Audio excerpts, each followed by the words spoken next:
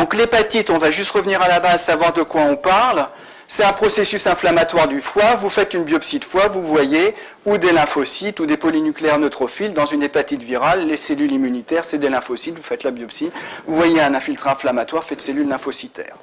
Les principales causes des hépatites, les infections virales, hépatite A, B, C, D, E.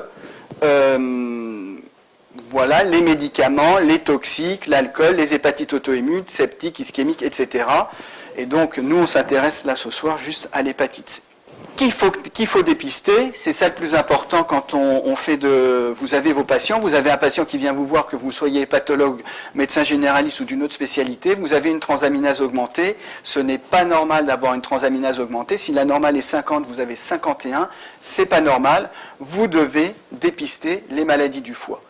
Sachez que le virus de l'hépatite C, c'est une maladie chronique, il n'y a jamais de transaminase très élevée. Si vous avez des transaminases à 5 ou 6 fois la valeur limite supérieure de la normale, ce n'est pas une hépatite chronique, c'est virale C.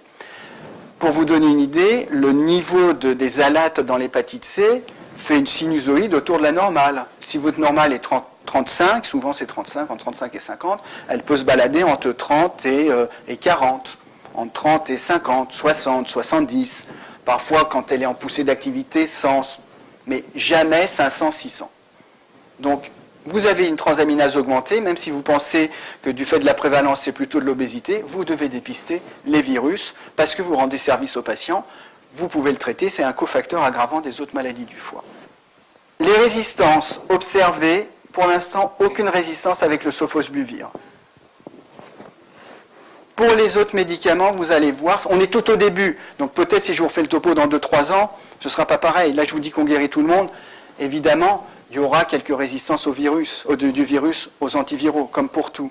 Mais comme on va mettre des associations d'antiviraux, je pense qu'on arrivera à les vaincre. Vous traitez quelqu'un, vous regardez sa virémie, vous faites sa PCR. Vous avez 3 types de réponses. Le patient qui en 4 semaines, il avait 1 million de virus, il n'y en a plus. 4 semaines de traitement, vous avez mis la molécule, vous avez cassé NS5A, vous avez cassé NS5B, vous avez cassé NS3, il n'y a plus de virus. On parle de réponse rapide, 50% des patients. Vous avez la réponse précoce.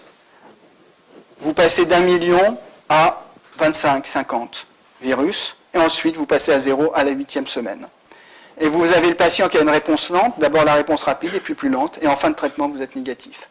Donc globalement, tout le monde guérit, quelle que soit la vitesse de la réponse, et vous ne devez pas moduler la durée du traitement en fonction de la réponse précoce.